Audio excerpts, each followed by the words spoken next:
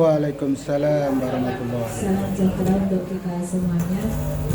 Yang kami hormati ibu-ibu kader, Posyandu Bangsa Ciptalaras yang kami hormati, ibu-ibu tim Posbindu dan CKG yang kami banggakan, bukan kami dari Puskesmas Beruda, dan tidak kalah pentingnya masih ibu-ibu, bapak-bapak, peserta lansia Posyandu Ciptalaras. Puji syukur kita panjatkan kehadirat Tuhan Yang Maha Esa, Allah Subhanahu wa Ta'ala, yang mana pada pagi hari ini kita semuanya masih diberikan kesempatan, kesehatan, dan bisa rawuh. Ada sempat, ada sehat, tapi juga mungkin belum ada keinginan untuk rawuh juga ada. Namun alhamdulillah pada pagi hari ini, walaupun hanya beberapa di bawah angka 20, namun tetap semangat ya. Kita bisa jalan-jalan, bisa tertawa, bisa bersenda gurau. Itu adalah sarana untuk menambah kebahagiaan. Jadi hormon-hormon kortisolnya hilang, yang ada adalah hormon endorfin, berbahagia. Oke. Bapak Ibu, pada pagi hari ini kami dari tim Puskesmas selain posyandu rutin juga mengadakan screening dengan cek kesehatan gratis untuk Bapak Ibu semuanya. Karena cek kesehatan gratis itu bukan semata-mata dari kami Puskesmas, tapi itu merupakan nawacitanya Pak Prabowo. Jadi semua warga negara Indonesia, baik itu bayi sampai lansia, minimal 1 tahun itu harus dilakukan screening, cek begitu Bu. Oke. Tadi sudah dicuplik sama Bu Ida. Beberapa waktu yang lalu kami itu menerobosnya di OPD-OPD Bu. Jadi dinas-dinas kami datangi. Karena kalau menunggu, kami hanya menunggu di Puskesmas itu tidak ada yang mau Bu. Nah, dulu itu ya ulang tahun ulang tahun bertanya orang yang Puskesmas roti ya, nggak ada yang datang ke Puskesmas, jadi antusiasnya kurang. Akhirnya membuat kebijakan ke OPD. Nah, jadi dinas-dinas yang ada di wilayah Puskesmas Wonogiri 1 kemudian merembet pulang di Dukcapil, di Kemenhub, di Inspektorat, di Perindustrian, masih banyak gitu. Tapi ternyata hasilnya juga belum maksimal. Apalagi kita di wilayah sini kemarin itu di Dinas Lingkungan Hidup, kemudian di DPU, Dinas Lingkungan Hidup itu sasarannya 200 berapa begitu Bu. Sampai kami itu yang mengatur untuk jadi tim itu bikin nek 160 dalam waktu sekian jam, orang nyandak uangnya lah. Akhirnya kan dibanyaki orangnya. Ternyata Bu, ternyata itu ya ada 40. Jadi kami itu iman tekonnya ya gitu deh. Hari kedua itu cuma pokoknya 2 hari itu hanya 70 Bu. Padahal sasarannya 230-an berapa. Jadi tidak berhasil ya, tidak memenuhi target. Artinya memang belum pada menyadari bahwa screening itu penting. Akhirnya Kepala Puskesmas membuat terobosan baru. Itu coba yang posyandu, begitu ya Bu. Posyandu lumayan Bu, minimal ya 30, 25, yang 40, 60, jadi lebih cepat, baik daripada yang di OPD gitu. Jadi alhamdulillah sudah meningkat dari warga masyarakat yang dilakukan CKG. Ya posyandu ini sudah lumayan bagus. Nanti kami bergerak Bu. Sekolah kan lebih banyak lagi. Sekolah itu sebelum ragilem kayak paranina sekolah mesti belum ya. Nah, itu. Tapi kalau di posyandu ya tergantung yang hadir Bu. Tergantung yang hadir, misalnya adalah kini kayak biasanya sembuh 30 punjul ya ke mulai duduk ya, nggak apa-apa. Tapi masih ada kesempatan. Memang akhir-akhir ini banyak kegiatan sosial kemasyarakatan. Terus yang selanjutnya kenapa kok di CKG Bu? Karena dengan kami memberikan pelayanan jemput bola itu kami menemukan terutama gula, hipertensi itu ya lumayan Bu. Ya, lumayan. Artinya ternyata kami di UPD itu ya nomoknya Bu. Ijek nom-nomnya bulan pertama terus. Caranya jangan untuk Mas ya gitu ya. 300 meter itu ya wis dengan santainya. Enggak ada keluar dari masa muda ya. Tapi sebenarnya nek petang terus iki dunia Pak wis rasanya sudah ranggenan. Tapi karena ya jenong ya udah lifestyle ya oke, dinastel ya oke, nah seperti itu. Kemudian setelah adanya itu kan mestinya kami ada apa namanya, ada analisis baru atau evaluasi begitu. Berarti yang harus kita apa namanya, harus kita tegakkan, harus kita suluh di warga masyarakat itu ya artinya penyakit gula, pencegahan dan hipertensi atau itu. Kemudian lagi kami juga pesan kepada Bapak Ibu semuanya, karena memang hipertensi dan gula itu penyakit yang apa istilahnya, jadi merupakan suatu penyakit, tapi itu adalah kerusakan dari sistem tubuh ini. Jadi ada fungsi-fungsi atau organ-organ yang fungsinya itu semakin berkurang. Berkurangnya karena beberapa sebab. Karena penyakit menular juga bisa, karena penyakit yang lain atau karena pola makan, pola hidup yang kurang sehat juga bisa. Jadi pesan saya, walaupun hipertensi Bu, hipertensi gula, nggak usah takut. Nggak usah takut. Semangat. Jadi harus tetap semangat. Karena apa? Orang yang sudah dideteksi nggak gitu, minum obat dan tidak minum obat itu akan lebih aman ketika dia rajin minum obat, disiplin minum obat. Jantung dan ginjalnya itu lebih aman. Tapi kalau anak Bu cara minum obat ki ngono lho, suwanto malah ginjalnya rusak. Oh, justru keliru. Karena ketika tidak minum obat itu kerja jantung dan ginjal itu akan lebih keras, lebih berat. Tetapi ketika dengan ada obat otomatis kan tekanan darahnya lebih rendah. Kemudian otomatis kerja ginjal itu juga lebih ringan. Di ginjal itu kan fungsinya untuk menyerap, untuk mengolah gitu ya. Nah, itu. Jadi ampas-ampasnya kan nanti di ginjal. Jadi jadi pipis kan dari ginjal ya. Nah, itu. Itu akan lebih aman. Oke, ketika Bapak Ibu semuanya itu minum obat hipertensi, obat gula secara disiplin. Itu karena kan matenku kan berapa bulan sekali dicek, oh ya bagus, HbA1c-nya bagus, terus fungsi ginjalnya bagus, kan seperti itu. Tapi ketika tidak, mungkin malunya tidak jadi cuci, gitu Bu, dia gagal jantung, gagal ginjal, lah seperti itu. Gitu. Terus selanjutnya Bapak Ibu semuanya, untuk pelaksanaan CGG memang terus berlanjut Bu. Misalkan hari ini tidak bisa hadir, bisa saja ke puskesmas. Kalau di puskesmas itu bisa semuanya Bu. Artinya bisa semuanya laborat itu ada kolesterol, ada asam urat. Kalau di puskesmas gratis. Tapi karena di daerah itu asam uratnya kan kami terbatas. Kalau yang di puskesmas itu kan menggunakan darah yang dari pena gitu ya, dari pena, jadi lebih akurat juga. Dan nek Bu ini kan di daerah orang desa sendiri Bu, dengan dua alat itu. Sedangkan untuk ini di pos Bindung itu kan mereka mandiri, boleh dewe, makanya Bapak Ibu semuanya kalau memang mau cek semuanya bayar. Bu itu sudah meluangkan waktu, luar biasa itu. Pahlawan-pahlawan Bindung, Bulu Suruh, oke. Saya rasa mengatakan kemauan Bu, sedikit apa namanya sharing dari kami, dan tadi mungkin ada beberapa rekomendasi ya dari kami.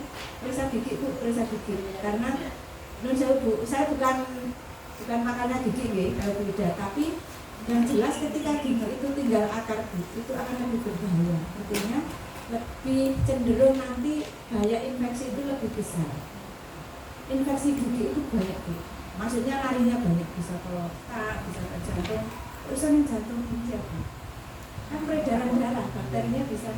Nah, kan peredaran darah itu semuanya pusatnya kan di jantung. Nah, itu makanya ibu semuanya tadi sing tak rekom Bu konsul dokter gigi. Nah, nanti dokternya mau cabut, mau ditambal, mau apa?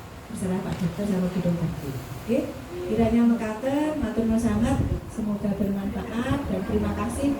Hari ini kita sudah jalan-jalan, kita mau 10 menit lumayan. Oke, lumayan bisa menambah kita lebih bahagia. Dan bila terima hidayah, wassalamualaikum warahmatullahi wabarakatuh. Waalaikumsalam warahmatullahi wabarakatuh. Tanya program Pak Presiden, sebenarnya untuk cek kesehatan itu yang minimal 6 bulan sekali. Jadi 6 bulan sekali, apalagi kita sudah lansia. Jadi manfaatnya banyak Pak. Jadi manfaatnya banyak. Karena pada usia lansia itu secara fungsi dalam tubuh kita itu dari pencernaan, dari metabolisme saluran darah, saluran ginjal, semuanya itu akan mengalami fungsinya itu berkurang. Fungsinya berkurang. Makanya dari fungsi-fungsi yang berkurang itu akan menimbulkan efek atau komplikasi yang lain. Nah, itu kenapa kita harus cek. Misalkan di peredaran darah mungkin jadi tensinya naik. Mungkin dari kencing gitu Bu, kencing karena sudah lansia kok sering pipis terus. Nah, akhirnya kita arahnya kemana? Mungkin satu karena memang organnya sudah longgar, jadi gampang pipis, gitu Bu. Nah, atau juga dideteksi karena cenderung ke penyakit gula. Kan gitu. Jadi memang penting Bu, penting. Makanya ketika lansia itu salah satu untuk mencegahnya itulah dengan beraktivitas fisik, terutama olahraga. Olahraga yang paling bagus untuk lansia adalah jalan kaki. Jalan kaki jangan sampai tidak memakai alas kaki. Nah itu, nah, misalkan ada sarana renang, ada sarana senam, monggo, karena senam itu butuh kekuatan, gitu Bu. Nah, semuanya, nggak senam. Terus nggak renang, ya renang itu juga bagus lah. Kan tidak masing-masing orang itu seneng Bu, neng banyu, petinya banyu, peti. Nah, itu di antara. Jadi memang yang paling bagus adalah dengan jalan kaki. Jalan kaki teratur, kemudian jamnya juga teratur, rutin. Nah itu yang bagus. Kemudian misalkan dideteksi sakit, gitu Pak, dideteksi sakit terus jadi wedi, itu manusiawi. Artinya lah mbok apa menamai nek ngerti-ngerti, mesti juga takut. Tetapi kita juga harus menyadari bahwa kita itu tidak hanya cukup takut, tetapi bagaimana ini general lebih harus diobati, gitu Bu, harus berobat, harus begini dan sebagainya. Nah itu yang iso dan itu apa itu? Misalkan banyak orang sarankan, ini yang dokter kono, ini yang dokter kono, ini yang dukun kono, ini nah kan banyak ya Bu. Nah biasanya kan banyak seperti itu. Bolehlah penjenengan tampung, tetapi semua itu tergantung penjenengan masing-masing. Yo berarti aku nek loro ki harus saya rubah. Kita biasanya kan harus dirubah. Perilaku misalkan kayak hipertensi gula, berarti 1 pola makan, 2 pola istirahat. Pola makan, istirahat. Nah, terus apa namanya olahraga yang teratur. Itu yang paling penting adalah manajemen stres. Manajemen stres itu masing-masing orang berbeda. Nah, manajemen stres caranya ya siji, nek masing-masing beragama kan beda-beda cara mengajarnya, dengan beristighfar, dengan intinya berdoa kepada Tuhan Yang Maha Esa. Gitu. Nah, berserah diri, nek wis berserah diri ki mesti atine saya kayak ayam. Nah, berserah diri. Namun ya cukup berserah diri, tetap harus bertawakal, berusaha. Itu. Terus yang terakhir mau apa ya?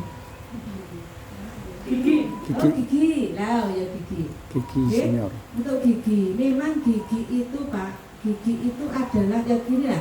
Mulut itu adalah sarana yang paling vital ya, betul. Sarana yang paling vital.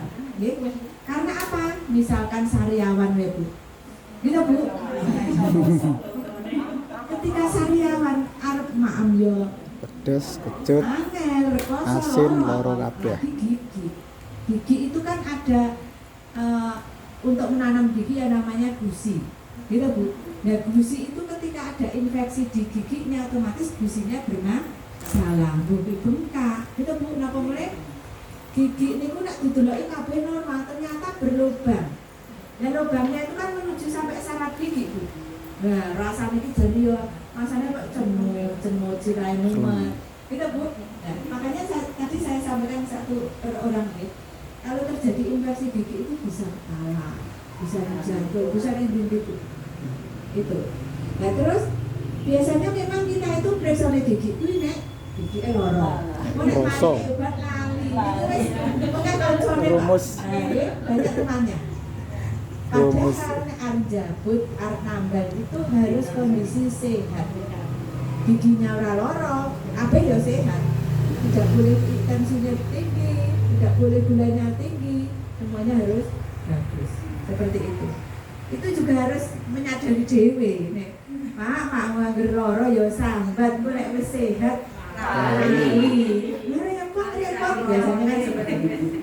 Jadi semuanya itu tergantung kita masing-masing. Oke Bapak Ibu, ya manajemen stres itu juga penting sekali. Apalagi kita sudah lansia, lansia. Karena dengan manajemen stres yang baik itu badan tetap sehat. Lanjut, betul tidak ini lah. Saya akan coba sama beliau. Oh, lagi. Beliau itu sudah semangat sehat. Sehat, jalan-jalan sak manten nggih tetep. Semua itu ya wis pasrah juga. Aku kapan dipundhut ya wis pasrah. Namun untuk menuju ke sana kan kita juga harus antisipasi, badan sehat, ibadah ya sae, gimana dengan masyarakat terjalin. Nah itu yang menjadikan tetap bahagia. Ada Pak ini? Nggih, terima kasih. Kami menambah apa yang disampaikan Pak Julian terkait dengan gigi. Tadi ada rekomen bahwa gigi krowok, berlubang, takut infeksi dan sebagainya. Nah kita para lansia itu seandainya kita mau cabut gigi berlubang atau gigi krowok atau apa ke puskesmas atau nambah, apakah bisa pakai BPJS? Nah, dokter gigi di puskesmas begitu? Bisa. Ya, halo saudara. Yang Silakan yang pas kesmas itu Wonogiri Wonogiri 1 ya. Nek tidak arpreso gigi jangan datang jam 10. Oh, begitu. Sudah habis Bu. Jam 7. Kadang setengah 8 jam 8 itu sudah habis Bu. Karena memang poli giginya itu primadona. Betul.